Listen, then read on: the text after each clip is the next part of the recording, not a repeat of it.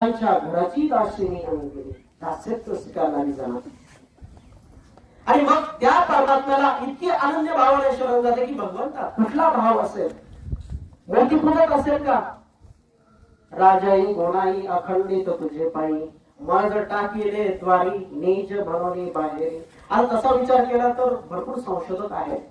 त्यांचा विचार असा येतो जडाई ही एक वंजारी समाजातली स्त्री असावी किंवा ती शूद्र असावी.